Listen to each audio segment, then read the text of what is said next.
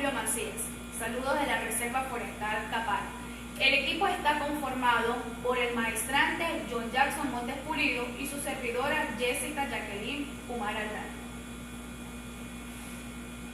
El tema global a estudiar lleva por título Impacto del postempirismo y el posmodernismo en el debate epistemológico contemporáneo y la crisis de la ciencia moderna. Nos enfocaremos en el contexto del descubrimiento y el contexto de justificación. Pero antes de ello, me gustaría abarcar el término de filosofía. Como usted puede observar, se encuentra en latín, que significa amor a la sabiduría, que es el estudio de una pluralidad de problemas del hombre, que se aproxima a cuestiones como la existencia, el conocimiento, la verdad, la mente y el lenguaje.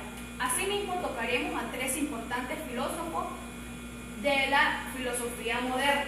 Entre ellos podemos destacar a René Descartes, que impulsa una época para la filosofía, fomentado en la cautela y en la prudencia, ante el fracaso del pensamiento. De hecho, esa cautela es el primer paso al pensamiento moderno.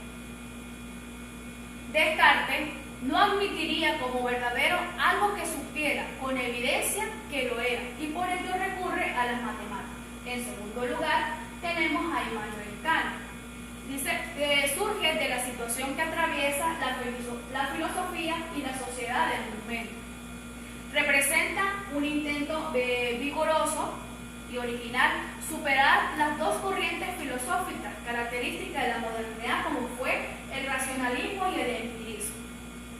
Asimismo, a través de su obra Crítica de la razón pura, surgen los siguientes interrogantes que se formarían parte de la base de la filosofía de Immanuel Kant. Esos interrogantes son: ¿qué puede conocer?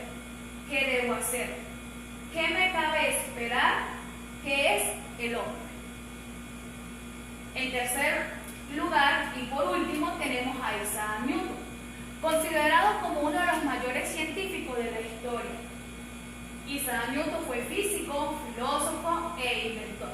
Asimismo, se dedicó al estudio, a la observación y el conocimiento de la mecánica y las matemáticas. Isaac Newton propone una filosofía natural que trataba de la sabiduría, la omnipotencia, la benevolencia del Creador. Buenas noches, doctor Julio Macías.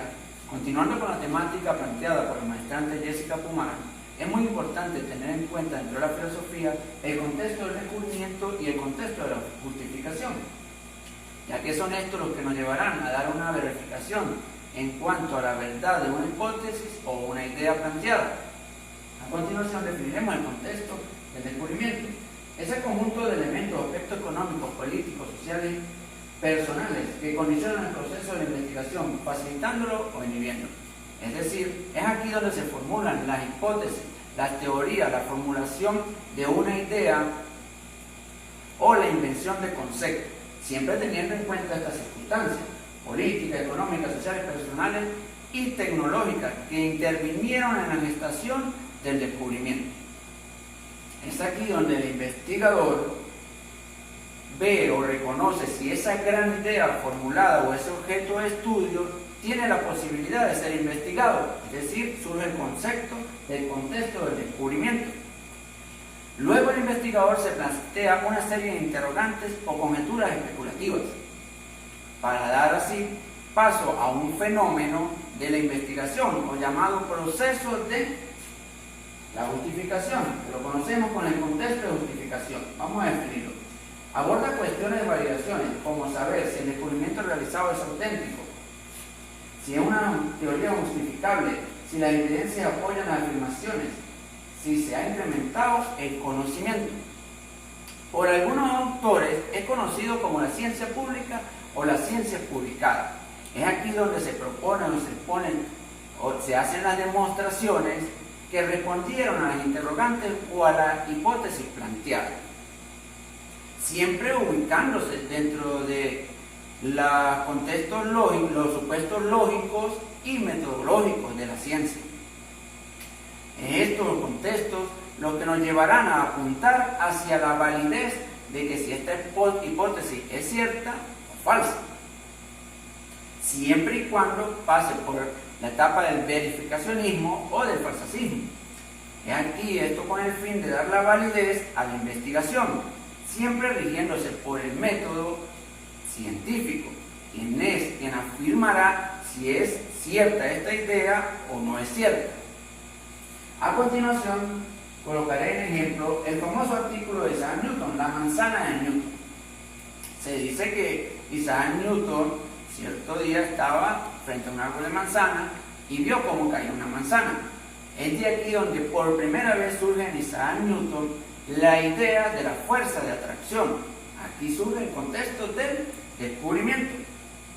Luego, para pasar al contexto de la justificación, Isaac Newton se plantea una serie de interrogantes. ¿Por qué la manzana cae perpendicularmente hacia la Tierra? ¿Por qué la manzana no cae hacia arriba o hacia un lado?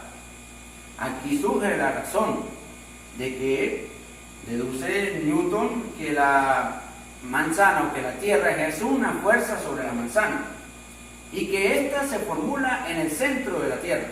Es por esto que la manzana cae verticalmente y no cae hacia un lado. Llegando a esto, deduce que la manzana ejerce una fuerza sobre la Tierra, pero la Tierra también ejerce una fuerza sobre la manzana. Es de aquí donde se da la validez a esta teoría, llamándola surge el concepto de la llamada fuerza de gravedad, muy conocida por todos. Al validar esta teoría planteada por Isaac Newton, estamos dándole o utilizando el contexto de la justificación. Muchas gracias, esta es toda la ponencia.